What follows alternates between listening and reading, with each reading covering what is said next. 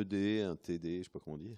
Enfin, c'est surtout que c'est interactif et que l'idée, c'est de vous faire réfléchir au niveau d'un cas clinique, de questions. Et donc, c'est évidemment à ce moment-là où c'est bien d'avoir l'interaction, puisque l'idée majeure, c'est de faire en sorte que sur des cas cliniques, ça vous fasse un peu réviser et puis vous mettre en conditions qui sont un peu les conditions de l'examen en plus. Donc voilà. Donc c'est essayer de rassembler un peu les différentes choses que vous avez apprises, ou en tout cas pour lesquelles vous avez eu quelques cours, et d'essayer de faire en sorte de voir ce qu'il en est, quoi. Donc on y va. Donc voilà. Jeune fille de 16 ans, d'origine camerounaise, qui est en fait qui rentre d'un séjour pour aller voir sa famille de 5 semaines au Cameroun.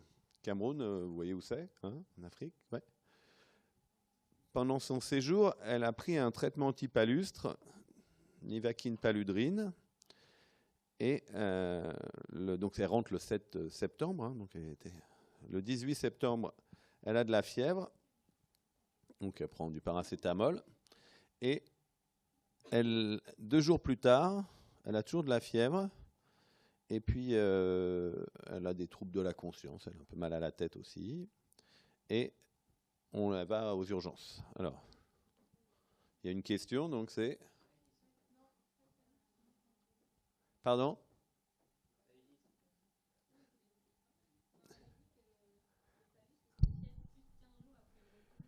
Qui a dit ça?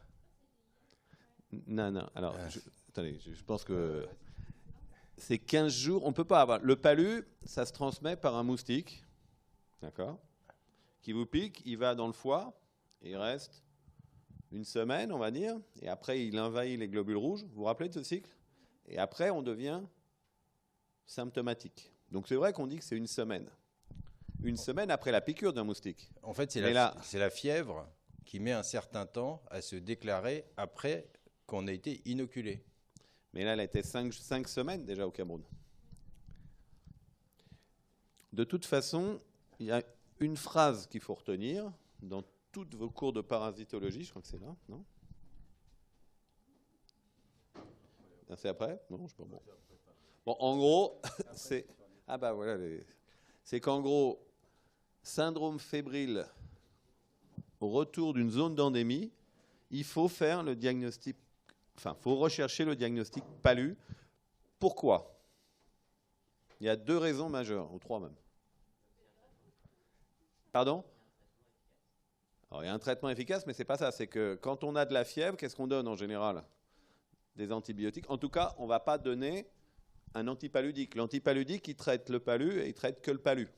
Donc ça veut dire qu'il y a un traitement efficace. Mais la première raison, c'est qu'il y a des morts, hein, quand même. Le palu, ça tue. D'accord? Donc ça, c'est la première raison qu'il faut faire le diagnostic. La deuxième, c'est que si on ne demande pas un examen spécifique, d'accord? Et quel est cet examen spécifique, puisque c'est le diagnostic là? Frottis, goutte épaisse et antigénémie. On ne vous a pas fait les bandelettes diagnostic? On en a parlé? OK. Si on ne demande pas ce diagnostic, on n'a pas le diagnostic, d'accord? Quand vous demandez une numération formule sanguine, vous n'avez pas, on ne vous dit pas présence ou absence de parasites. Puisque si vous ne le demandez pas, on ne va pas faire l'examen particulier. Donc c'est une maladie qui tue. Qui tue principalement quand on oublie le diagnostic. C'est une maladie dont le diagnostic doit être demandé spécifiquement et le traitement est spécifique. C'est pas, on ne va pas mettre des antibiotiques à large spectre pour une... D'accord? Ça ne va pas soigner le palu. D'accord? Donc c'est pour ça qu'il faut y penser, et c'est une maladie très fréquente. Je pense que c'est une parasitose la plus fréquente qu'on a. En Île-de-France, l'année dernière, 1500 cas de palu. En Île-de-France. C'est pas, bon, c'est pas le... Sinon, si on a fait une numération, donc on ne vous répond pas présence de plasmodium qui est l'agent du paludisme, mais quel est le signe indirect qui peut orienter vers un paludisme à la numération formule sanguine?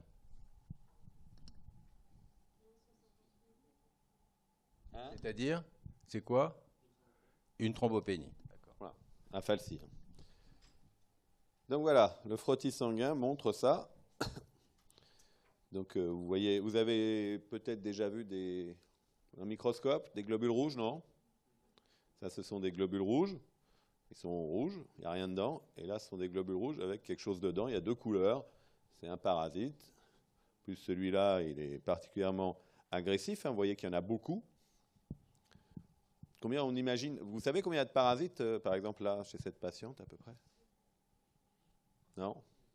Hein? Bah écoutez, il y a combien de globules rouges par microlitre? Vous avez vu une numération, non? Millimètre cube, là, vous n'avez pas ça? C'est un microlitre. Hein. Vous avez 5 millions de globules rouges par microlitre. D'accord? Combien on a de... Hein? 5 millions de globules rouges par microlitre. On a 5 litres. Donc on a combien de globules rouges? Ça fait un peu plus, quoi. Ça fait 1 million de millions, d'accord? Si on a 1% de parasites émis, comme là, même là c'est plus, vous voyez qu'on est plutôt en 10 puissance 12 parasites. 10 puissance 12 parasites, c'est pour ça qu'on les voit. Hein, parce que vous prenez une bactériémie chez une personne qui a une septicémie, vous pouvez toujours regarder, vous ne verrez pas les bactéries. Parce que c'est une bactérie par millilitre qui peut rendre malade. C'est pour ça qu'on met en culture, etc., qu'on prend 10 ml pour faire les hémocultures, d'accord? Là, on prend un frottis et on voit ça. Vous imaginez la charge parasitaire, ce n'est pas quelque chose d'anodin. Donc voilà, donc le diagnostic se fait là-dessus. Et bon, alors le diagnostic d'espèce avec les gamétocytes, forme circulante, qui transmet la maladie, mais qui ne rend pas forcément malade. Mais bon. Et la recherche d'antigénémie, ça vous en a parlé ou pas? La bandelette rapide diagnostic. Hein? On rappelle alors? On rappelle un peu? Ouais. Alors cette fois-ci, c'est... vous connaissez le principe de, je sais pas quoi, là, les gros trucs de grossesse là, pour les bêta-HCG. En fait, on va regarder s'il y a un antigène, hein, enfin s'il y a la présence de la protéine. D'accord? Donc on fait des anticorps contre cette protéine. On ne va pas chercher une sérologie hein, là. On va chercher un antigène, une protéine. Bon, pour le coup, là, c'est pour falciparum, c'est la protéine qui s'appelle HRP2, qui veut dire histidine rich protein 2, bon, et HRP3, bon, bref. On va rechercher cette présence de cette protéine parce qu'on sait que, parce que le parasite, quand il est dans le sang, il produit cette protéine à un assez grand nombre et elle est dans le sang, d'accord? Et dans les globules rouges. Et donc, on va prendre du sang, on va casser les globules rouges, ils vont migrer sur cette bandelette là. Et si, au contact des anticorps qui sont là, il y a une réaction chimique déposée, etc., qui va faire, en gros, présence ou absence de cet antigène. Alors, l'intérêt, il est quoi?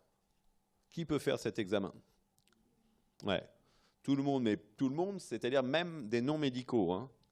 Et ça, c'est l'examen diagnostique fait dans les zones d'endémie dans les villages au plus près des patients, des gens.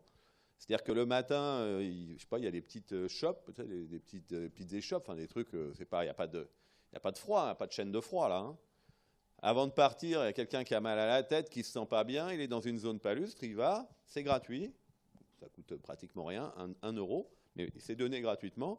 Et la personne, avant qu'il parte au boulot, il fait ça prend un quart d'heure, il boit son coca ou je sais pas quoi, sa soupe, il attend, c'est positif, on traite tout de suite, avec un traitement, encore une fois, donné rapidement. Et c'est ça qui a fait beaucoup pour diminuer le paludisme, en particulier en Afrique et en Asie. D'accord ? Parce qu'on avait des diagnostics rapides et un traitement efficace, et vous avez compris que le paludisme, si vous avez plus souvent si vous avez le paludisme pendant 15 jours, vous transmettez pendant 15 jours. Donc vous avez plus de chances d'infecter des moustiques, qui eux-mêmes vont avoir plus de chances d'infecter d'autres personnes. Donc si on veut casser l'endémie, c'est bien de raccourcir le portage des parasites. Donc voilà. Donc ça, c'est utilisé de façon large au niveau des zones d'endémie, et de façon maintenant systématique dans tous les labos d'urgence. Et je crois que c'est au référencier, enfin je sais pas, on fait le diagnostic, on fait frottis, antigénémie, et la goutte épaisse, elle sert juste à augmenter le nombre, le volume. Sur un frottis... Ah pardon. Ah d'accord, ok. Voilà, donc c'est ça. Donc là, le diagnostic retenu, hein, c'est bien Alors voilà, c'est ça. Voilà. Donc en fait, il y a frottis, goutte épaisse, détection antigénique. La détection antigénique, l'avantage, on vous a dit que c'était un diagnostic rapide, ce qui prend à peu près 20 minutes à partir du moment où on a déposé une goutte de sang. C'est simple, il suffit de faire une piqûre au bout du doigt. Il n'y a pas besoin d'avoir un matériel de prélèvement avec seringue et vacuténaire. La goutte épaisse, vous voyez qu'elle est entre le frottis et la détection antigénique. Mais si on classe ces trois tests en termes de sensibilité, et celui qui est le plus sensible, c'est lequel? La goutte épaisse. Donc la goutte épaisse reste la technique diagnostique de référence. Maintenant, la goutte épaisse, même s'il y a des techniques de goutte épaisse rapides, elle est faite moins rapidement en général que le frottis ou la détection antigénique. Donc, vous avez dit la goutte épaisse est le plus sensible. Alors, quel est le moins sensible des trois? Le frottis. En fait, quand le frottis est négatif en urgence, on doit faire une détection antigénique. Et si la détection antigénique est positive, là, il faut discuter du diagnostic d'accès palustre. Parce que le petit bémol, c'est que notamment la molécule la plus sensible pour détecter Plasmodium falciparum, qui est HRP2, comme on vous l'a dit, le petit bémol, c'est qu'elle peut persister longtemps dans l'organisme après un accès. Donc, il ne suffit pas de dire j'ai une détection d'HRP2 pour dire j'ai un paludisme. Mais dans des circonstances d'urgence, on va considérer que a priori, c'est un paludisme, notamment pour les voyageurs. Donc les inconvénients, je veux dire, goutte épaisse, frottis, il faut un microscope, il faut avoir quelqu'un qui sait lire ces lames, alors que la détection antigénique, comme on vous l'a dit, c'est très simple, il suffit de voir s'il y a une bande présente ou pas. En plus, il y a un contrôle qui assure que la goutte a été déposée correctement avec les tampons. Donc on peut regarder là ce qu'il y a dans le tableau. Donc, vous voyez, ça résume ce que je vous ai dit. Frottis rapide et permet de voir la morphologie et notamment, est-ce qu'il y a combien d'espèces de Plasmodium susceptibles d'infecter l'homme? 5, d'accord. Donc, ça permet de distinguer le type d'espèce le plus souvent. Bon, on ne va pas parler de nolésibles, c'est un peu compliqué. La goutte épaisse, elle est très sensible, mais c'est plus difficile parfois de dire quelle espèce est en cause. Ceci dit, parfois on peut affirmer que c'est du falciparum sur des éléments très caractéristiques, comme si on voit des gamétocytes. Et puis la détection antigénique, voilà, il faut se méfier de la durée prolongée de la circulation de HRP2 dans le sang, après, par exemple, que des accès aient été traités efficacement, c'est-à-dire après disparition des trophozoïdes dans le sang.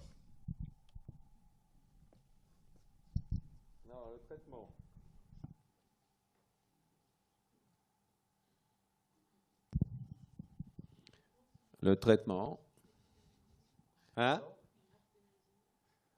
Artesunate, ouais, artémisinine, ouais, dérivé de l'artémisinine, c'est bien. C'est ça qu'il faut. Par quelle voie? Pardon.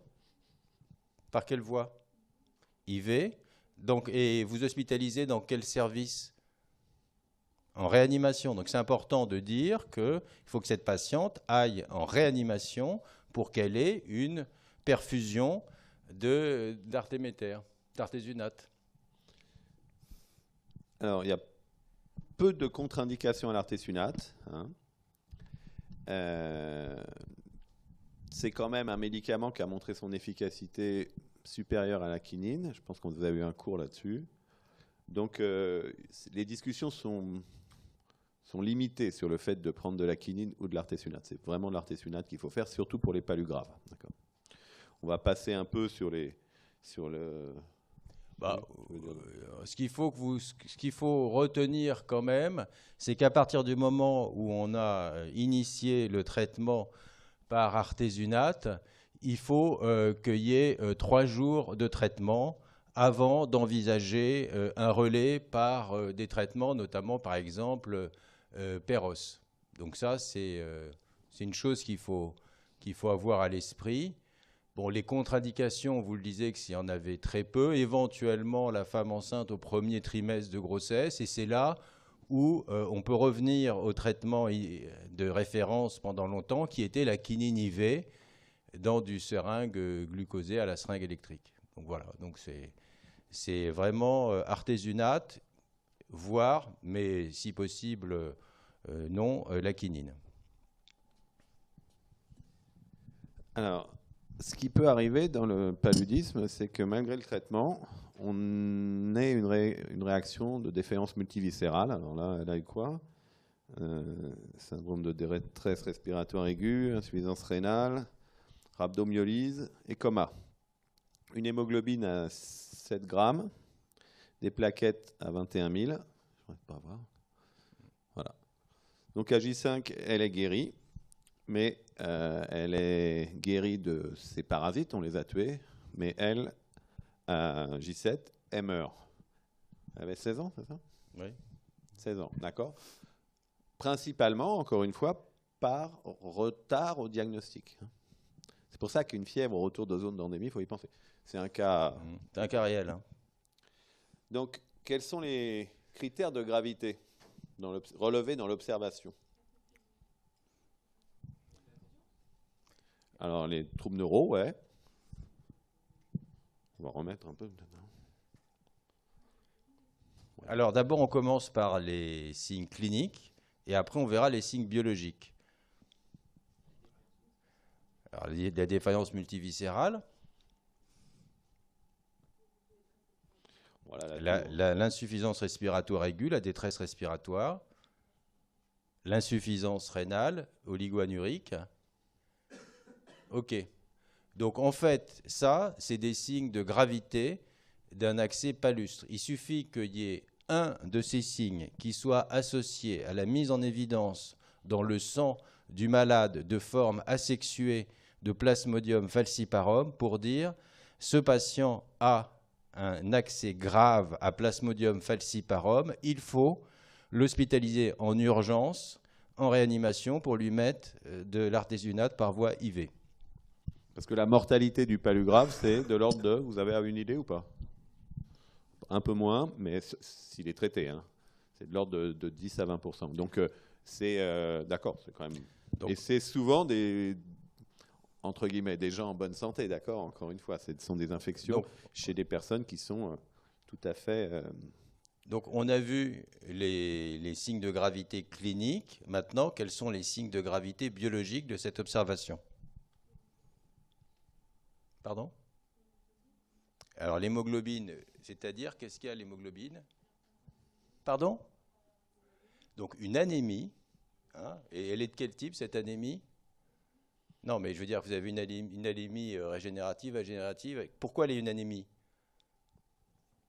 Qu'est-ce que fait le parasite dans les globules rouges? Hein? Est-ce qu'il ressort du globule rouge? Et alors, le globule rouge, quand le parasite est sorti, il est comment? Il est lysé. Il est lysé. Donc, à votre avis, l'anémie, elle est de quel type? Hémolytique. Donc, OK. Donc, il y a une hémoglobine qui est inférieure à 7 dans le cadre de l'anémie hémolytique liée au paludisme.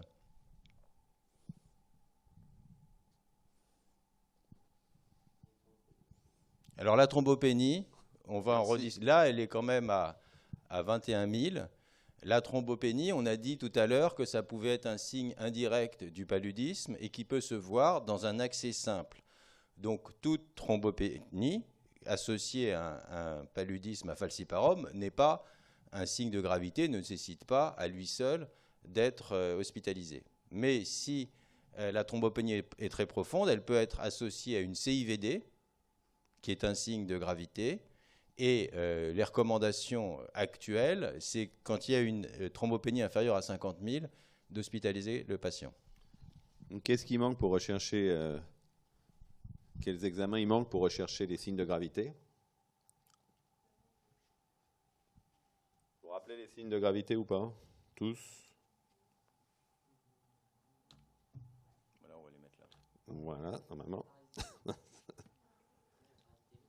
Non, la parasitémie, alors bon, c'est pas forcément un signe de gravité, c'est tout ce qui est atteinte acidose métabolique et les atteintes hépatiques, d'accord? Donc ça, c'est aussi important de faire un bilan pour voir un peu l'ensemble du tableau. C'est important. Ce sont des maladies, encore une fois, qui sont, pour moi, à mon sens, c'est une maladie qui est rapidement résolutive, mais qu'il faut vraiment prendre en considération. En particulier, alors je ne sais pas si on en parle après, en particulier pour tout ce qui est du traitement. Vous allez voir que souvent, les traitements, c'est de type, c'est pas forcément hospitalisé. C'est-à-dire qu'on a un patient qui vient, qui a un palu, on lui donne un traitement et il doit prendre son traitement chez lui. Alors je ne sais pas si vous-même avez déjà pris des antibiotiques pour une, je sais pas quoi, une angine, une otite. Vous savez que quand on vous donne 7 jours ou 5 jours d'antibiotiques, vous n'en prenez pas toujours toute la dose, d'accord? Vous-même, alors que bon, vous imaginez que ce n'est pas toujours le cas. Et surtout, au bout de 24 heures, on peut aller très bien avec les 2 traitements ou avec un traitement et se dire bah, je le prendrai plus tard ou j'en garde, etc. Donc, c'est parfois un peu... il faut être vraiment très vigilant sur la prise. Elle doit être prise, si vous renvoyez le patient, au moins devant vous, attendre un peu que les gens vomissent pas, etc. Mais c'est vrai que naturellement, les urgentistes n'hospitalisent pas de façon systématique les palus qui sont considérés comme simples. Ça veut dire qu'il faut quand même qu'on ait le bilan. Hein. Donc en fait, le traitement d'un paludisme en ambulatoire doit répondre à certains critères. Un enfant, est-ce qu'on l'hospitalise ou pas? Oui. Donc l'enfant, souvent il y a des vomissements et il y a des recommandations qui ont été renouvelées d'ailleurs en 2017, qui sont disponibles sur le site de la Société française d'infectiologie. Et donc on dit que si on donne un traitement ambulatoire, il faut que ça soit un adulte, qu'il ait bien compris l'enjeu de la thérapeutique, qu'il puisse acheter les médicaments et éventuellement qu'il ne soit pas seul pour qu'il y ait quelqu'un de l'entourage qui puisse surveiller. La gravité du paludisme, c'est que notamment l'accès grave peut survenir très brutalement. Longtemps, on a appelé ça l'accès pernicieux. Donc quelque chose de pernicieux, c'est quelque chose de délétère qui va survenir sans prévenir. Donc les gens vont très bien et puis tout d'un coup ils se retrouvent dans le coma. C'est pour ça que même si les gens vont très bien et qu'il n'y a pas de signe de gravité apparent, il faut s'assurer que le traitement sera pris et éventuellement qu'il y a quelqu'un dans l'entourage qui va voir que tout se passe bien. Et les enfants, on les hospitalise. Alors, il y a pourquoi on a un palu grave? Alors, il y a plusieurs raisons. Hein. On peut avoir un palu grave parce qu'on n'a plus d'hémoglobine. La plupart du temps, les gens meurent d'anémie. C'est les enfants hein, qui sont polyparasités. Ils ont les ankylostomes, ils ont une anémie. Ils sont nés de mères qui étaient elles-mêmes pas super nutries, qui étaient en carence martiale. Eux-mêmes sont en carence martiale. Ils ne mangent pas beaucoup, polyparasités. Là-dessus, ils ont un palu, 2 palus. Ils tombent en dessous de 6 grammes d'hémoglobine et ils meurent. D'accord? C'est, on va dire, le tableau habituel. On va dire c'est une succession, le coup de bambou étant donné par l'infection palustre, par l'anémie liée à l'infection palustre aiguë. D'accord. Mais il y a des cas aussi où des gens ont des très faibles parasitémies ou des présentations, on va dire, tout à fait banales et pour lesquelles on a remarqué des accès palus graves qui sont liés à un falciparum. Et alors il y a tout un travail fait sur le fait que au stade trophozoïque, vous savez, le parasite, il commence à manger l'hémoglobine il s'installe dans le globule rouge, il mange l'hémoglobine et à ce moment-là, il va mettre sur la surface du globule rouge, il va mettre des protéines, plusieurs types de protéines qui vont le rendre bosselé, on appelle ça des NOPS, enfin des petites bosses. Et est-ce que vous savez ce qu'il y a de particulier quand on fait le diagnostic de falciparum, non? Dans le sang circulant par rapport aux autres espèces, on vous a dit ça ou pas? Non, c'est qu'on voit que des formes jeunes, on ne voit pas des formes âgées. Et ils sont souvent synchronisés. Non, ça, on ne vous a peut-être pas dit.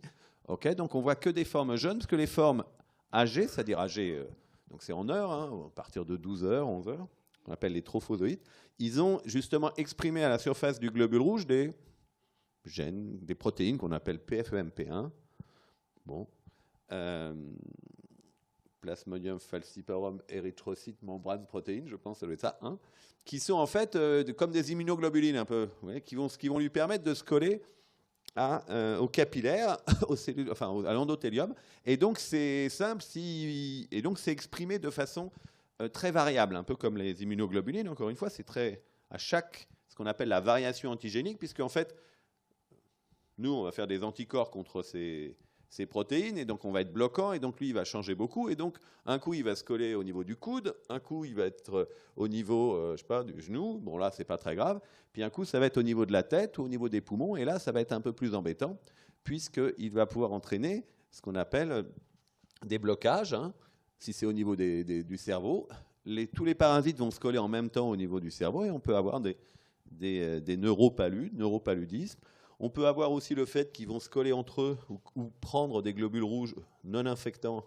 Il va coller des globules rouges et ça va faire un peu des sortes de caillots, de ce dont vous parliez.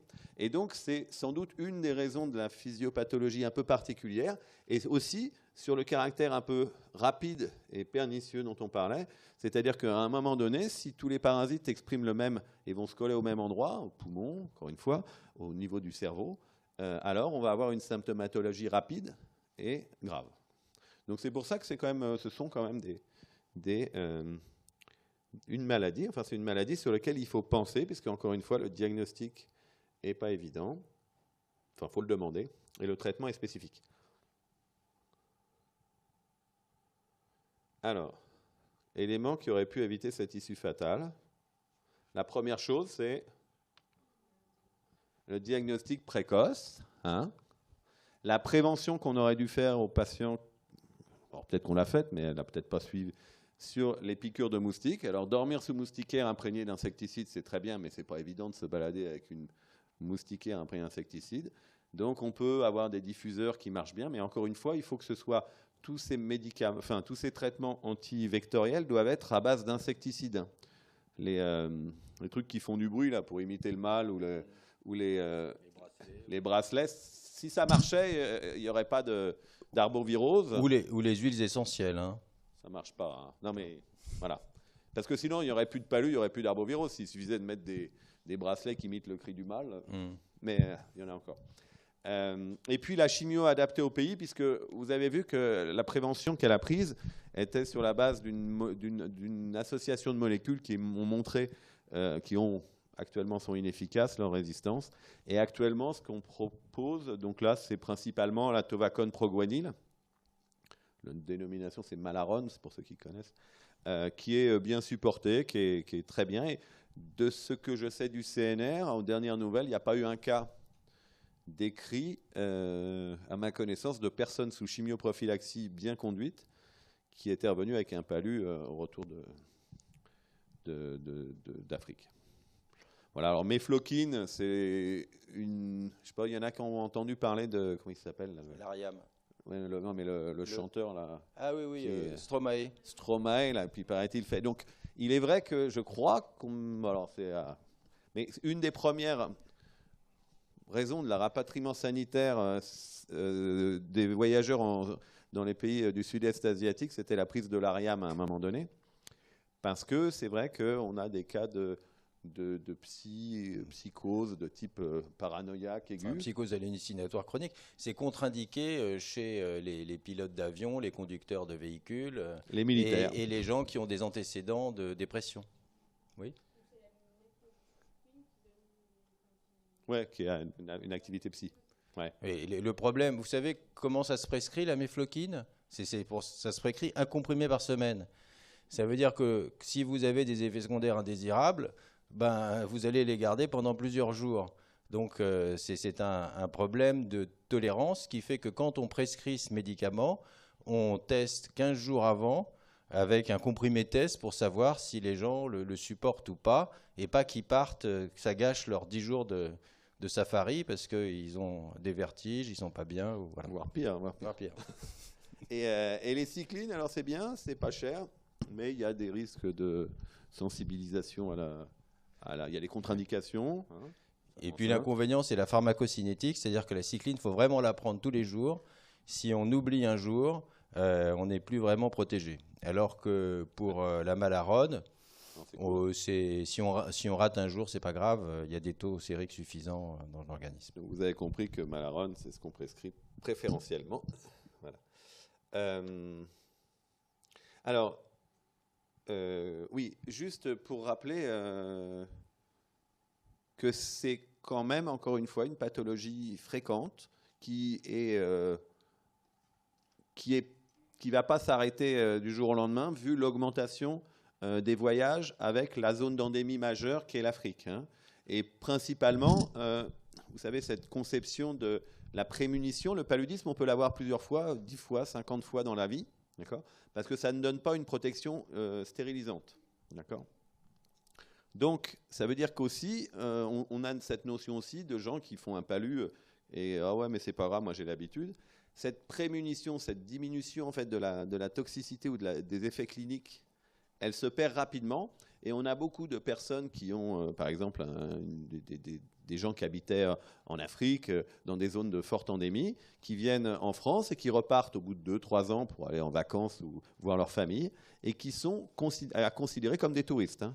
C'est-à-dire que la chimioprophylaxie n'est pas réservée juste aux premiers touristes, mais à la personne qui va dans une zone d'endémie et qui n'a pas l'habitude d'habiter là-bas. Voilà. Est-ce qu'on peut contracter un paludisme sans avoir quitté la France ? Comment ? D'accord. Et là, qu'est-ce qui se passe ? C'est le moustique qui a pris l'avion pour venir vous voir. Sinon, il y a les toxicomanes par voie IV et les laborantins, éventuellement, s'il y a un accident, ils s'inoculent du sang d'un patient qui a le paludisme et éventuellement par transfusion sanguine. Mais le dépistage se fait sur l'interrogatoire.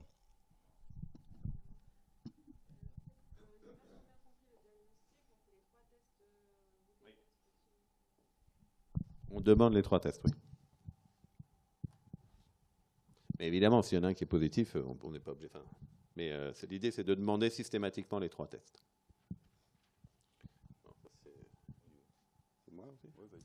Alors, monsieur R. Bon, 49 ans.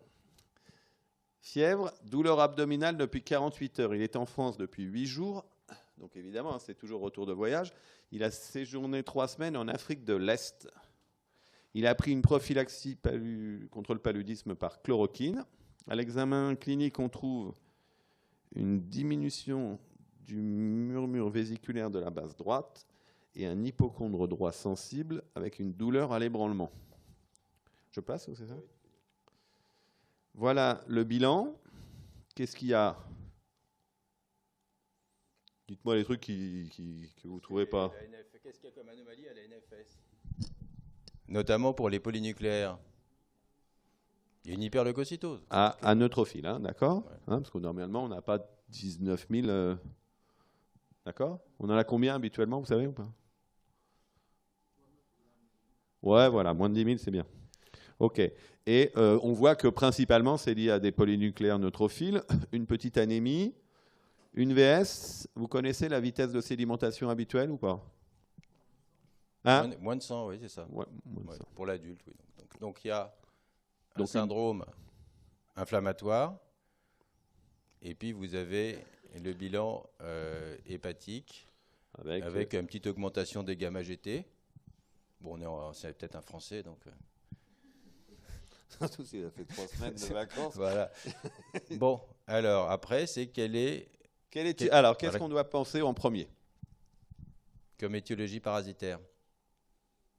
À quoi on doit penser en premier ? Oui. Pas quel est le diagnostic proposé. Oui. Alors ? Oui, le paludisme. Pourquoi ? Voilà. Donc là, tu peux mettre le... Parce que c'est... Voilà. Il revient, il a de la fièvre, il revient d'une zone d'endémie. Et donc là, il y a le dogme. Voilà, le dogme. Voilà. Donc, toute fièvre de retour de voyage est un paludisme jusqu'à preuve du contraire. Donc, on élimine le paludisme, même s'il y a des signes d'accompagnement. Quels que soient les signes d'accompagnement, ça peut être des douleurs de la diarrhée, des douleurs abdominales, etc. Il faut commencer par éliminer le paludisme. Vous avez compris que c'est tellement un dogme que ça tombe à l'examen. Je dis ça pour... Ah, mais c'est comme ça, vous vous fixez. Il y a quoi ? Il y a 15 jours, nous, on avait encore un patient qui vient, qui avait 7% de parasitémie. Bon, on appelle, on demande, et en fait, il avait été vu 4 jours avant par, comment ça s'appelle, le SOS médecin. Il a dit que c'était de la grippe, il lui a donné du paracétamol, il ne lui avait pas demandé qu'il avait été au Nigeria, c'est ça? Au Nigeria pendant, il y a 3 semaines. Et le patient est revenu aux urgences, il n'allait pas bien, j'imagine, parce que je ne sais pas ce qu'on lui avait donné, mais du paracétamol pour du paludisme, ça ne marche pas super bien. Et il est arrivé avec 6%. Non, mais il y a à peu près une dizaine de morts par an de palud, et tous, à cause du retard au diagnostic. Je parle en France métropolitaine. Il y a plus que 10 personnes qui meurent par an de palud, hein, bien sûr. Mais, donc juste, c'est vraiment des choses qui arrivent communément. Et c'est bête de passer à côté, surtout que la question de poser le diagnostic, de faire une prescription, vous savez, on fait un bilan, c'est le même tube que la tube de numération formule sanguine, c'est pas non plus quelque chose de très envahissant, très embêtant, et ça permet d'éliminer. Ça permet d'éliminer, sauf qu'on dit qu'il faut 3 gouttes épaisses négatives à pic fébrile pour être sûr d'éliminer le palud, mais globalement, vous ne ratez pas le palud grave, etc. Donc très bien. Mais quel est le diagnostic qui vous paraît le plus probable? On va voir s'ils ont écouté ce matin. Donc, vous vous rappelez le dossier ou pas? Donc qu'est-ce qu'on a? On a fièvre, douleur abdominale, douleur hypocondre droit, base droite, hyperleucocytose et syndrome inflammatoire.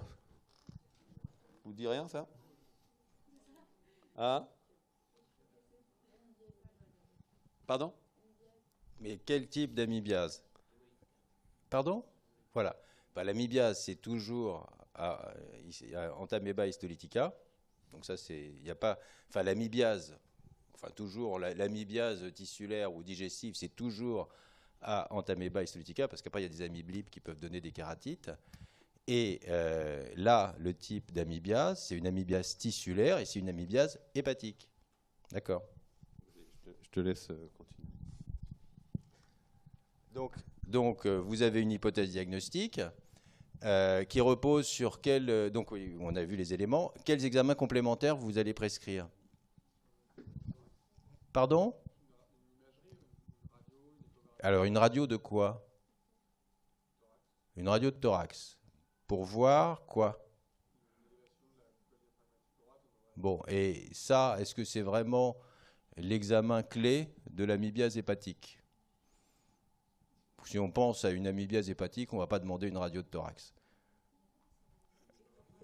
Alors, une échographie de quoi? Une échographie hépatique, d'accord? Et quoi d'autre comme examen complémentaire? Pardon? Une sérologie, d'accord. Ceci étant, ils ont eu le cours il y a 1 heure. On va voir. C'est lourdement insisté. Là, si on a fait une radio de thorax, il y aura une surélévation de la coupole diaphragmatique droite qui est un signe indirect. Mais ça, c'est pas... Pendant longtemps, dans les temps anciens, tout patient qui rentrait à l'hôpital, il avait sa sérologie syphilis et une radio de thorax. Je pense que maintenant, on s'est rendu compte que ce n'était pas forcément utile. Je crois que la sérologie syphilis est toujours Non, ce n'est pas forcément utile dans tous les cas. Donc, mais effectivement, on va vous montrer... Donc, ce qui est important, c'est ça. C'est les images que j'ai montrées. C'est l'échographie qui va montrer, en fait, un abcès. Donc, c'est une cavité remplie de liquide. Image hypodense qui permet de localiser, de mesurer. Et puis, si on a fait une radio de poumon pour faire plaisir aux collègues. La radio de thorax. Oui, mais ça, c'est des... Moi, je crois qu'on va peut-être la retirer. Mais voilà, donc effectivement, voilà. Bon. Voilà. Donc, sérologie amibienne, on peut faire ça en urgence. Il y a des techniques d'hémagglutination qui permettent d'avoir une réponse rapide. Est-ce qu'on fait des hémocultures? Alors, pas dans le cadre de l'amibiase, mais dans le cadre, en fait, du bilan du patient fébrile qui revient de zone d'endémie. Est-ce que tous les abcès hépatiques sont dus à des amibes? Non, ça peut être dû à des bactéries. Donc, dans le bilan général, l'hypothèse la plus probable, c'est l'abcès amibien, mais on va quand même demander des hémocultures. De toute façon, vous avez eu un cours sur les hémocultures ou en infectieux, où on dit qu'un patient fébrile, on fait des hémocultures, non? C'est systématique. Voilà. Oui. Et puis est-ce qu'on fait un examen parasitologique des selles? Dans le cadre est-ce que ça a un intérêt dans le cadre d'une suspicion d'amibiase hépatique et dans ce cadre un peu d'urgence? Donc c'est pas très performant. Et si on l'a fait, est-ce qu'on s'attend à trouver des amibes? En fait, quand on est au stade tissulaire, on considère que les amibes qui au départ se sont développées au niveau du tube digestif ont pénétré la muqueuse intestinale et sont maintenant dans le tissu. Donc l'EPS, si ça a été demandé, pourquoi pas, mais ce n'est pas un examen dont il faut attendre le diagnostic de l'amibiase hépatique. L'amibiase hépatique, c'est l'échographie et la sérologie. Pourquoi moi je demande l'examen parasitologique des selles? Non. Pourquoi on demande un examen parasitologique des selles? Pardon? Non, c'est parce parce que c'est un patient à risque. S'il a une amibiase qui vient des tropiques, etc., d'accord? S'il a eu l'amibiase, il peut avoir d'autres parasitoses. D'accord? Et potentiellement, n'hésitez pas non plus à savoir s'il est parti tout seul ou pas, parce que s'il est parti avec quelqu'un d'autre. Je vous rappelle que beaucoup de parasitoses digestives, en particulier, ne sont pas très symptomatiques. Diarrhée, un embarras gastrique, des trucs comme ça, d'accord? Donc, c'est pas forcément... C'est des patients, je pense que tu en penses, mais c'est des patients qui sont susceptibles d'avoir un polyparasitisme. Parce que, en fait, quel est le mode de contamination de l'amibiase? Toujours en Antibacteriutica, parce que c'est... Comment le patient s'est contaminé? Avec l'eau? C'est tout. Je veux dire, c'est qu'il aurait pris de l'eau en bouteille, il n'aurait pas été contaminé. Le péril fécal, c'est un terme plus intéressant parce qu'il englobe une pollution de l'eau, une pollution des aliments et une pollution par des mains sales qui manipulent des aliments. Donc le péril fécal, il peut transmettre beaucoup de parasites digestifs. Il peut transmettre une ascaridiase, il peut transmettre... pardon ? Giardia. Donc c'est ces autres parasites qui pourront être détectés par l'examen parasitologique des selles. Donc là, vous avez à nouveau une image d'échographie avec un kyste. Et la question qui vous est posée, c'est est-ce qu'il n'y aurait pas un autre parasite susceptible de donner une image tout à fait similaire? Alors, l'idatidose, d'accord? OK. Donc, le diagnostic différentiel, c'est le kyste idatique. Quels examens complémentaires seront en faveur de ce diagnostic? Donc voilà, maintenant, vous vous dites, ça pourrait être une idatidose. Donc, comment je peux aller plus loin? Une sérologie. Alors, le scanner, en fait, c'est surtout l'échographie, parce qu'il y a une classification des kystes qui est une classification échographique. Maintenant, l'IRM peut être intéressante ou le scanner, mais tout ce qui est kyste ou abcès, c'est vraiment les échographies qu'il faut demander parce que c'est un examen qui est beaucoup plus facile d'accès qu'une IRM ou un scanner. Il y a plus facilement il y a plus d'échographistes d'appareils échographiques que de scanners ou autres. Donc, l'examen complémentaire, c'est la sérologie, qui le plus souvent est positive dans 80 à 90% dans le cas d'un kyste idatique hépatique, mais le diagnostic peut être porté uniquement sur l'imagerie. Donc l'examen clé pour un kyste idatique, c'est l'imagerie. Et vous voyez là sur le scanner qui est à côté que dans ce kyste, à la différence de l'abcès amibien, il y a des structures parasitaires, vésiculaires, qui peuvent être visualisées, qui signent le diagnostic. Il y a des vésicules mères, des vésicules filles, etc. Donc l'aspect d'imagerie peut suffire à porter le diagnostic. La sérologie est un complément. Il n'y a pas d'hyperleucocytose à polynucléaire. Donc tout à l'heure, si on avait d'emblée évoqué ce diagnostic, ça n'allait pas, c'était pas en faveur. Et puis il y a pas de, et il peut y avoir une éosinophilie éventuellement, c'est rare, quand il y a une fissuration du kyste. Donc c'est surtout un diagnostic différentiel morphologique, mais qui doit être fait par les radiologues. Donc dans le cas d'une amybiase hépatique, qu'est-ce qu'il faut donner comme traitement ?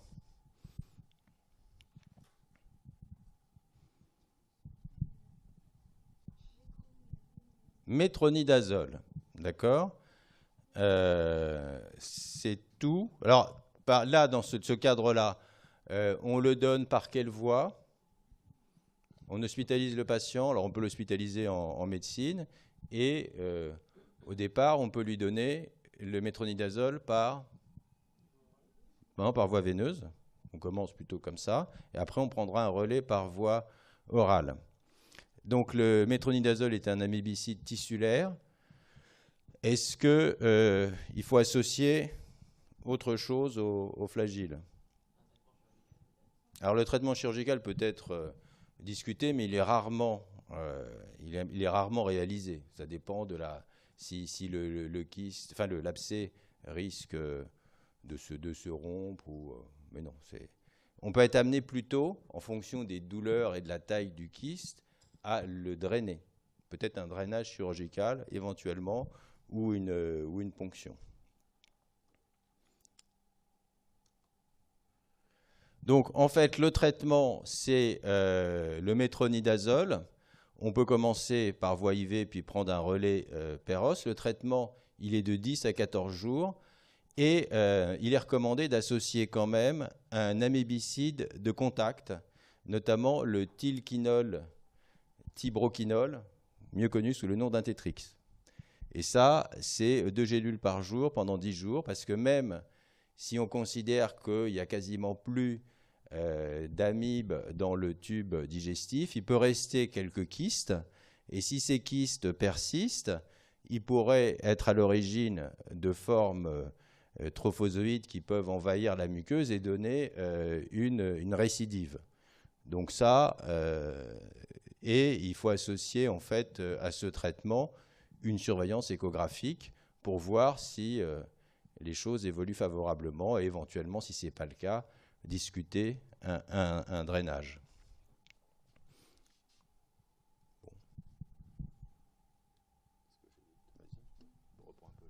Bon, ingénieur agronome, 30 ans. Séjourné à Madagascar, 2 ans. En France depuis 15 jours. Ah, qu'est-ce qui lui arrive ? Alors, qu'est-ce qui lui arrive ? Tu imagines où on appuie ou... Non, mais là, oui, il a des douleurs abdominales et une émission de selles glaireuses.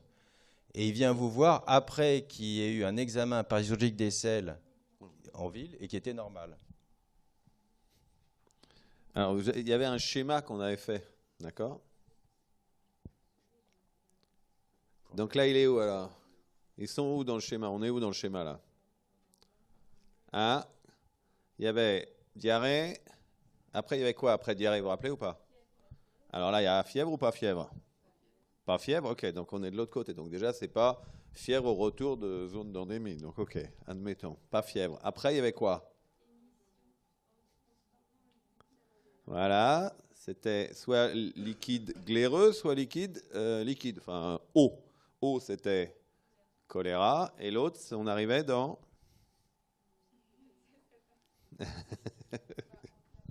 Bon, on n'est pas loin. Voilà. Donc on lui avait donné de l'azithromycine. Donc ça, c'est un traitement antibiotique qui se donne en une cure parce que c'est un spectre large sur les bactéries. Ça n'a pas amélioré. Donc on a voulu voir ce qui se passait localement. Il y a une sigmoïdioscopie qui est pratiquée. Non, juste l'examen parasitologique des selles, donc dans notre diarrhée, parce que ça c'était au départ, c'était orienté vers plutôt les amibes, etc. Donc il y a une rectosigmoïdoscopie et on voit que sa muqueuse rectale est très inflammatoire Et le proctologue dit ça doit être une rectocolite. Donc la rectocolite, c'est traité par des corticoïdes et de la salazopyrine. Donc il prend son traitement, mais là encore, comme pour la cure d'azithromycine, il a toujours sa diarrhée, et là, ça devient sanguinolent.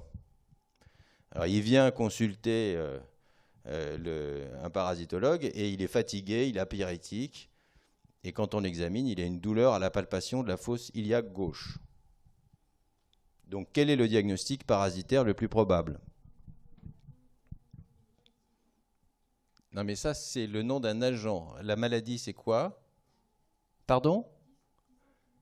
C'est amibiase digestive. La clinique, c'est un syndrome dysentérique.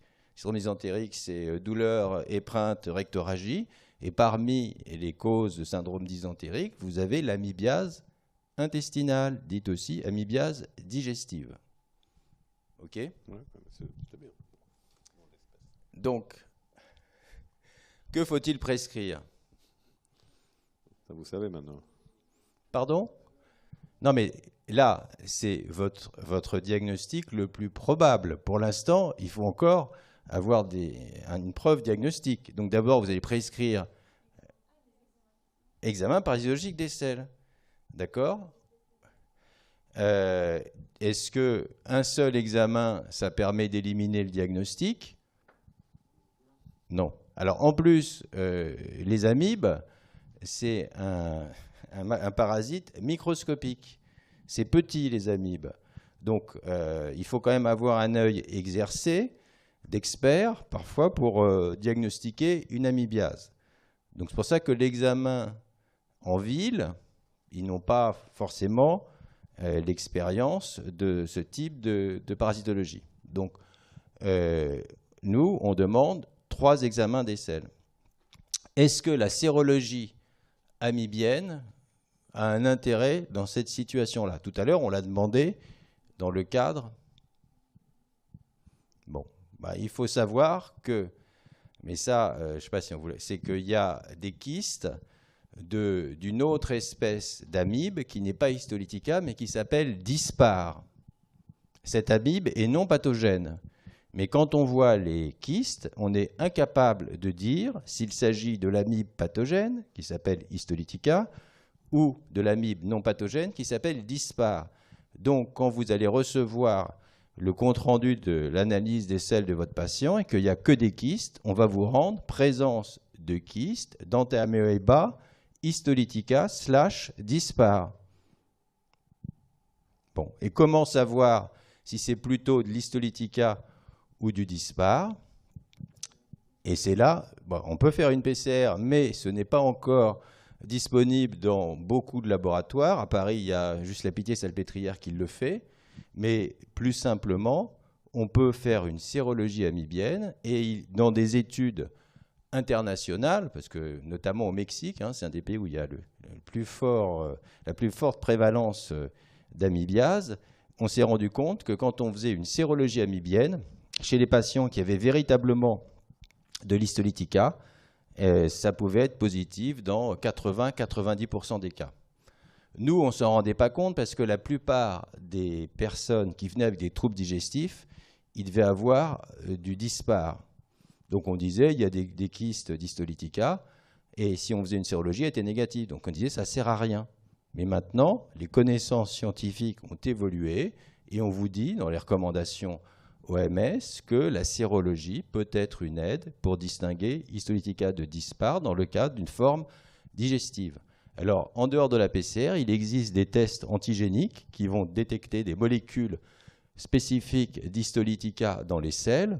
C'est commercialisé, mais ce n'est pas utilisé en France parce que vraiment, les cas sont trop rares pour pouvoir mettre en œuvre ce type de technique. Mais ça a permis, là encore, de dire que la sérologie permettait d'avoir une sensibilité assez intéressante dans le cas de l'amibiase digestive.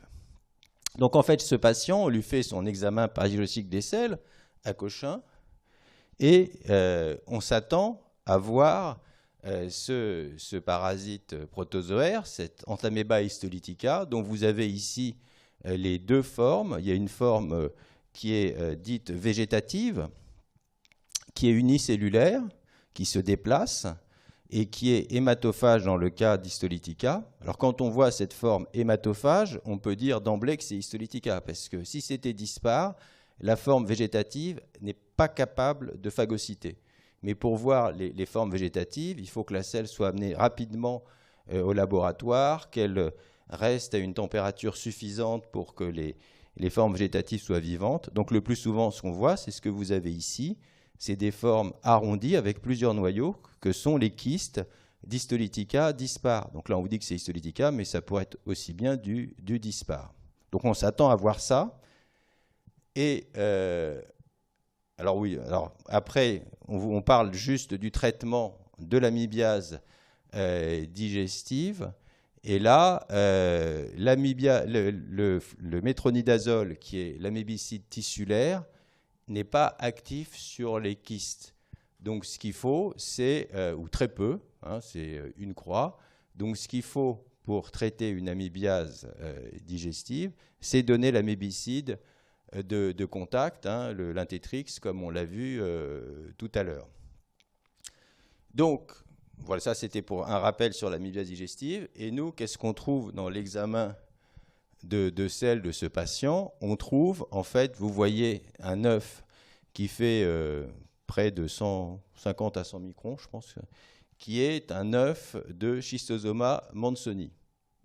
Alors, c'est l'agent de quoi, Schistosoma mannsoni?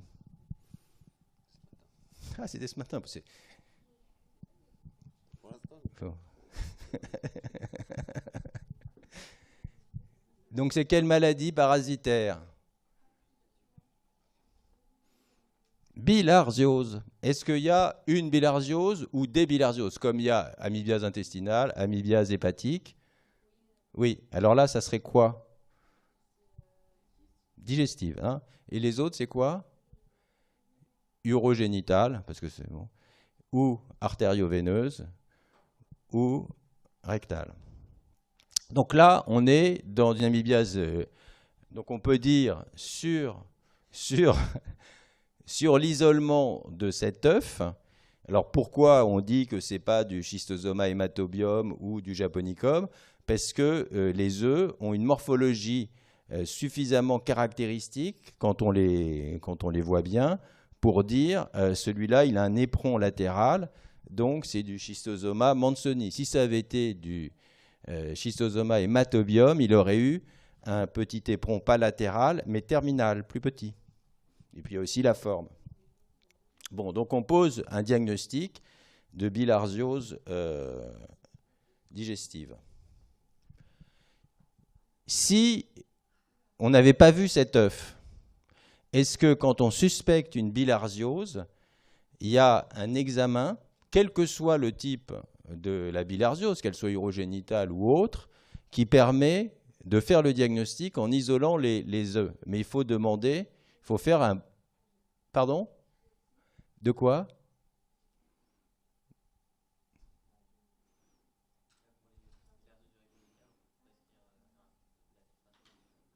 Oui, non, mais là je parle quelque chose qui est valable pour toutes les bilharzioses. Donc les urines, on va trouver du Schistosoma hematobium. Dans les selles, on va trouver du Schistosoma mannsoni. Mais un examen qui permettrait à la fois de mettre en évidence des œufs d'hématobium ou de mannsoni. Hein? Non, voir des œufs. Voir les œufs. Oui, c'était une biopsie, mais il faut savoir où. Pardon? Mais, enfin bon, c'est une biopsie de muqueuse rectale. La biopsie de muqueuse rectale, elle ne nécessite pas d'envoyer le patient au bloc opératoire pour qu'il soit opéré par un chirurgien. Il suffit en fait d'avoir une petite pince et de prélever au niveau de la muqueuse rectale. Donc ça peut se faire par n'importe quel médecin. Donc ce qu'on peut faire, c'est ici, vous avez une biopsie de muqueuse rectale et dans la muqueuse, on voit l'œuf. Parce que pour toutes les bilharzioses, en fait, la gravité de la maladie, c'est l'émission des œufs par les vers femelles qui produisent des centaines de milliers d'œufs tous les jours. Et ces œufs qui sont produits dans les plexus profonds de l'organisme traversent les tissus pour être évacués par les urines par Schistosoma hematobium ou par les selles pour Manzoni. Mais dans leur trajet, ils se font trapper aussi dans la muqueuse rectale. Donc la muqueuse rectale, c'est facilement accessible et c'est un diagnostic qu'il ne faut pas négliger, notamment quand on a une forte suspicion et que les examens classiques sont négatifs. Traitement de la bilharziose. Praziquantel. Alors le praziquantel, se prescrit, ah oui c'est par kilo, hein, 40 à 60 mg ouais, par kilo, en une prise unique, et il faut faire une cure. En général, on recommande 1 mois après la première.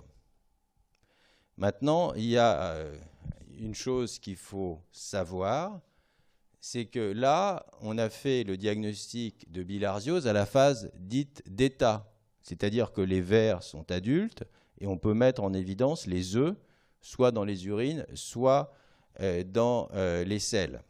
Mais avant que les œufs soient émis, il y a une période qu'on appelle la période d'invasion. Alors comment on contracte une bilharziose? Par le péril fécal? En se baignant? Alors des eaux stagnantes, d'accord. Alors c'est l'eau douce, hein, c'est de l'eau douce, et c'est par pénétration transcutanée. Donc qu'est-ce qui se passe quand le parasite pénètre par voie transcutanée? Est-ce qu'il y a des symptômes? Si, il y a des symptômes. Ça s'appelle la fièvre des safaris et ça va donner prurite urticaire. D'accord? donc là, on est à la phase d'invasion. Est-ce qu'on va trouver des œufs dans les urines ou dans les selles? Non. Alors comment on fait le diagnostic?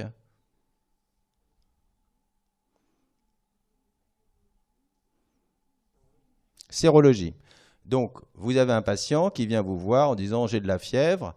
Et qu'est-ce qu'il y a d'autre? Bon, il y a une éosinophilie, on fait une sérologie bilharziose, elle est positive. Est-ce que vous lui donnez son traitement par praziquantel? Eh bien, il ne faut pas, parce que en fait, en phase d'invasion, le fait de donner un traitement, il y a des patients qui réagissent très mal et qui font une encéphalite qui peut nécessiter une hospitalisation. La deuxième raison, c'est qu'on considère que si on donne le traitement trop tôt, on n'est pas actif. On est actif sur les vers adultes, mais pas sur les cercaires, en fait, qui sont la forme parasitaire infectieuse. Donc il faut résister à la pression du malade, à qui vous dites vous avez une bilharziose, ah, très bien docteur, traitez-moi. Tu dis non, on va attendre 1 ou 2 mois avant de vous traiter. Et si le patient a quand même pris ses comprimés et qu'il n'est pas bien, en fait, il faudra lui donner une corticothérapie pour limiter les effets secondaires néfastes. Ah bah voilà. Ah voilà. Ah ouais. Voilà. Bon, maintenant, on va parler d'éosinophilie. Alors, théoriquement, quand on parle d'éosinophilie, ça veut dire qu'il y a une augmentation des éosinophiles. Mais souvent, c'est accentué et on vous parle d'hyperéosinophilie. Bon, alors on a laissé hyperéosinophilie. Donc là, vous avez un certain nombre d'agents parasitaires. C'est quoi déjà le diagnostic des éosinophiles? Combien il y en a? À partir de quand on parle d'éosinophilie? Enfin, 1. Parce que vous avez vu sur la numération, vous avez les globules blancs, d'accord, et puis vous avez les polynucléaires, les neutrophiles, les lymphos, les éosinophiles, les basos. Les éosinophiles, c'est combien? Vous savez ou pas? C'est pas en pourcentage, c'est en valeur absolue, c'est 500 pour l'adulte, d'accord. Au-dessus de 500, on a une hyperéosinophilie. On va dire hyperéosinophilie si c'est 30 ou... Enfin bon. D'accord. Donc ça, c'est bon. Voilà, et vous avez compris que les éosinophiles sont un peu en rapport avec des parasites. Alors lesquels dans la liste que vous avez? Qu'est-ce qu'il y a qu'il faut retenir à peu près? Vous vous rappelez? Je crois qu'il y a un tableau. Oui, après. C'est après Voilà. quand on a vu. Par exemple. Alors, la toxocarose. Oui, d'accord. L'amibiase. Non, on vient d'en parler. La bilharziose. Oui. La leishmaniose. Non. La gale. Scabiose. Si, on verra pourquoi. Giardiose. Pardon? Vous avez vu ça, vous êtes sûr? Non. Non. Candidose hépatosplénique. Non. Trichinellose. Oui. Cryptosporidiose. Non. Cryptococose. Et microsporidiose. Alors voilà, maintenant on va voir qu'il y a des points communs entre ceux qui ont et ceux qui n'ont pas. Donc ceux qui ont toxocarose, bilharziose, trichinellose, ce sont des parasites, d'accord, mais qui appartiennent à quel... C'est quoi? C'est des protozoaires, des... Non, ils sont Toxocarose, c'est des acariens? Ils sont unis Non, ou non, ils sont je parle de multicellulaires? toxocarose, bilharziose, trichinellose. C'est quoi comme... Dans quelle classe de parasites, si on veut? Oui, mais plus précisément, toxocarose, c'est à quelle forme? C'est à quelle taille? Si je dis que votre chien a une toxocarose, ça veut dire quoi? Votre chien a des vers, d'accord. Donc, et la bilharziose, c'est dû à des vers. Et la trichinellose, c'est dû à des vers. Les vers, dans le domaine, dans le vocabulaire médical, on va dire que ce sont des helminthes. D'accord? C'est un peu plus chic. Donc, les helminthiases sont des parasites. Les helminthes sont des parasites qui entraînent une augmentation des éosinophiles. Donc, l'organisme qui va se défendre contre ce type d'agression parasitaire va envoyer ces éosinophiles.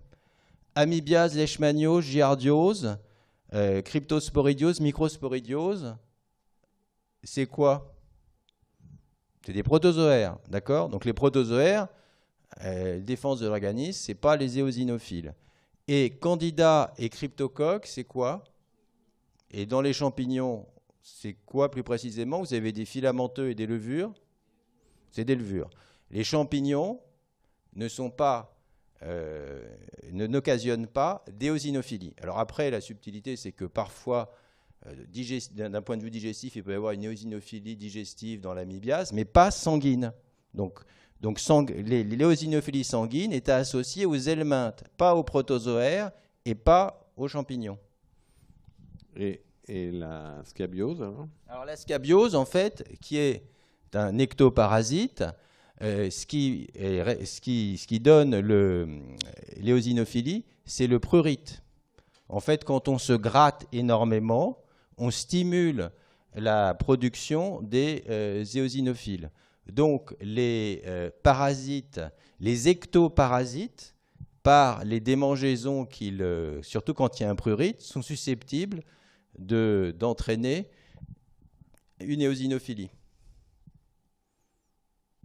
Donc, pour résumer, vous avez ici ce qui permet de savoir à quelle catégorie de parasites on a affaire pour savoir quels éléments diagnostiques il faut rechercher.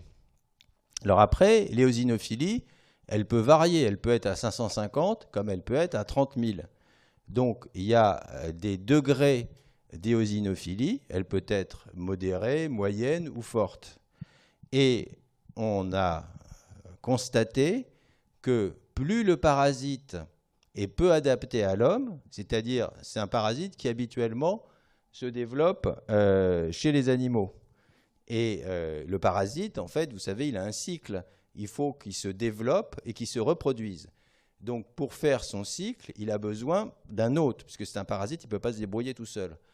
Et il y a des parasites qui se débrouillent très bien sans l'homme. Et de temps en temps, l'homme, de façon accidentelle, la toxocarose, l'enfant dans le bac à sable, accidentellement, il avale du sable qui a été souillé par les déjections d'un chat ou d'un chien.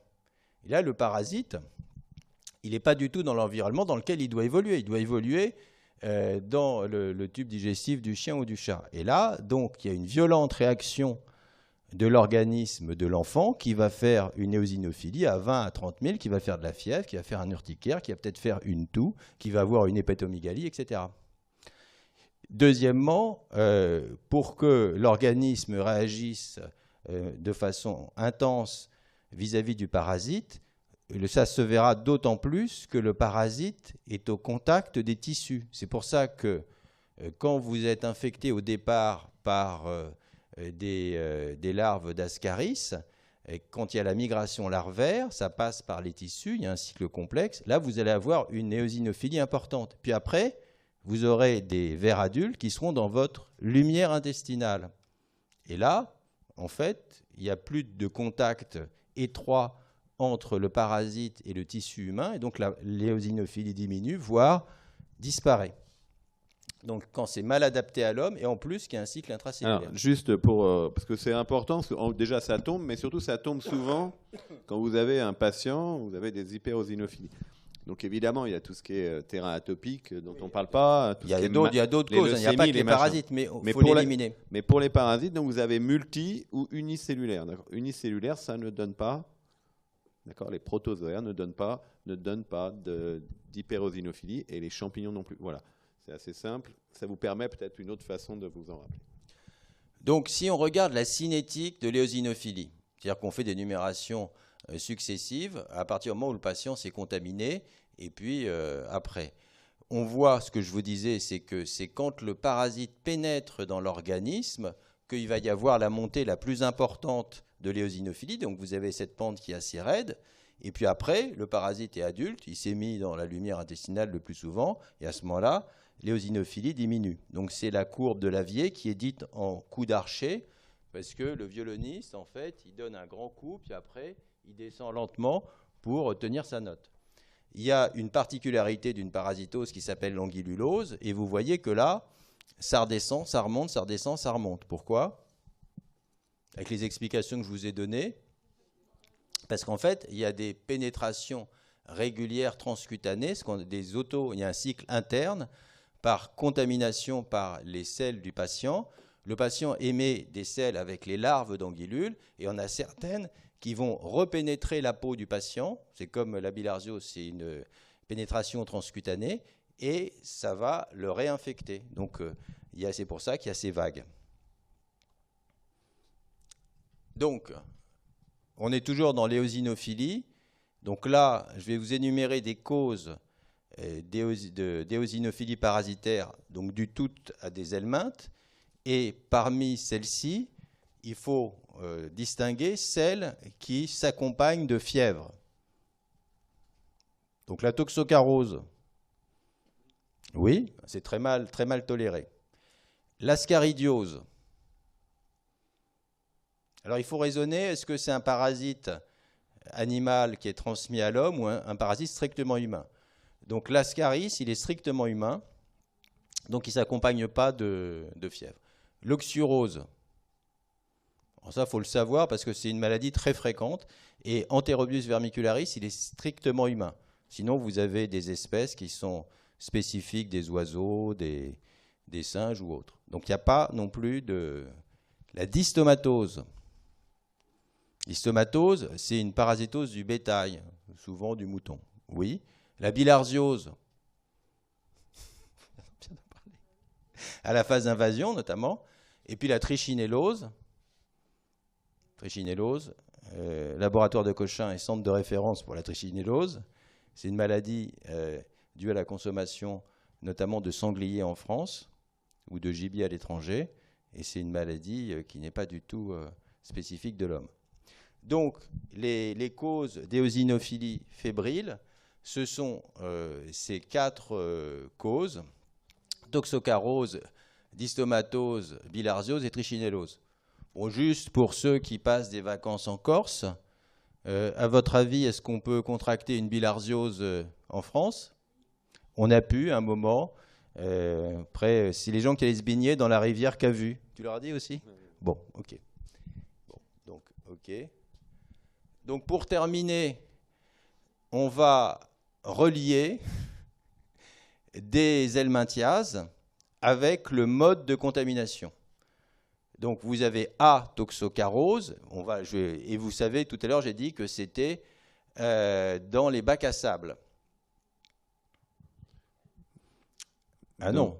Je veux dire, est-ce qu'on ne laisse pas les enfants déféquer dans les bacs à sable? Et puis d'abord, c'est les déjections de quoi qui contaminent chiens et chats? D'accord, mais on parle du péril fécal pour le péril de l'homme. Après, si les chiens chient partout, c'est des problèmes d'hygiène généraux, mais on ne va pas appeler ça péril fécal. Mais ceci dit, bon, alors, géophagie, c'est-à-dire que souvent les enfants, ça les amuse de manger du sable.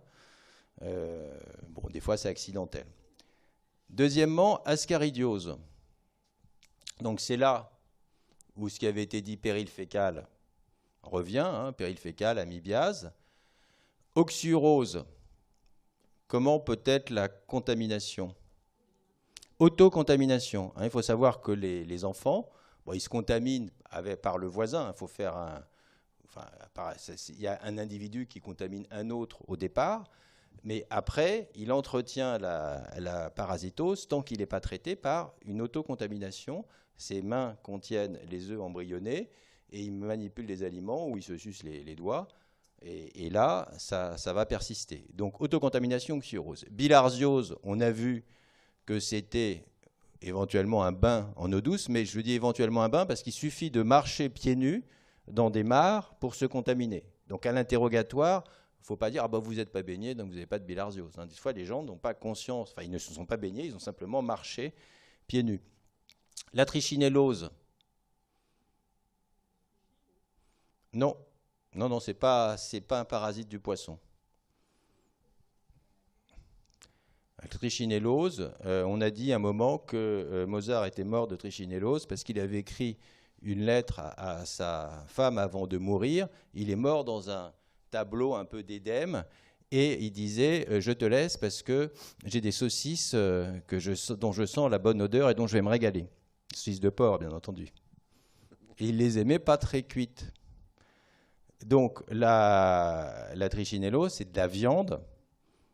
Ça peut être souvent c'est de la viande de porc, mais ça peut être d'autres viandes de gibier qui ne va pas être suffisamment cuite. Fascioliose. Non. Les pissenlits, alors j'aurais pu mettre le cresson, on parle toujours du cresson, mais actuellement les cressons que vous trouvez dans les restaurants, c'est des cressionnaires industriels qui sont très contrôlés. Par contre, tous les végétaux semi-aquatiques susceptibles d'être consommés en salade peuvent être vecteurs de fascioliose. Et enfin, votre consommation par poisson, ça va être l'anisakiase ou anisakiose, parce que maintenant il faut dire iose plutôt que ase. Voilà. Et sushi, enfin pas poisson d'eau douce, c'était sushi. Parce que le poisson d'eau douce, c'est pas le... Voilà. Alors après, dans les quelques minutes qui nous restent, c'est une symptomatologie emblématique. Alors, par exemple, on va en prendre un simple. L'oxyurose, c'est le prurit anal. Vous êtes d'accord? Bon, alors, l'ascaridiose, quelle est sa complication? Non. En fait, c'est un ver qui fait à peu près 20 cm, qui ressemble à un ver de terre et qui se balade dans l'organisme. Et quand ils sont plusieurs, ils peuvent bloquer, enfin dans le tube digestif, ils peuvent bloquer le tube digestif. Donc, c'est l'occlusion. D'accord? La toxocarose, ça peut donner de la fièvre et ça peut donner une hépatomégalie fébrile. La bilharziose, la bilharziose, c'est, on a dit tout à l'heure, une manifestation allergique, une éruption fébrile. La trichinellose, ça peut donner, ça s'appelait aussi à un moment la maladie des grosses têtes. Donc c'est édème facial avec augmentation des enzymes musculaires. l'anisakiase aiguë, vous avez mangé vos sushis, et quelques heures après, qu'est-ce qui se passe? La larve qui est dans le sushi, elle essaie de pénétrer votre muqueuse gastrique. Ça va se traduire comment? Épigastralgie. Enfin, c'est des symptômes qu'on trouve assez fréquemment. C'est les symptômes emblématiques. Après, il peut y avoir des formes abâtardies, etc. Mais quelqu'un qui a mangé du poisson et qui a des épigastralgies, on va pas penser à on va penser à une anisakiase. Et en général, si on l'envoie faire une fibroscopie, parce qu'on pense plutôt à un ulcère, on va voir des larves et l'endoscopiste va retirer les larves. Alors, l'ankylostomose. Alors l'ankylostome, en fait, ce sont des vers qui ont la particularité de consommer de l'hémoglobine. On dit que c'est des petits vampires.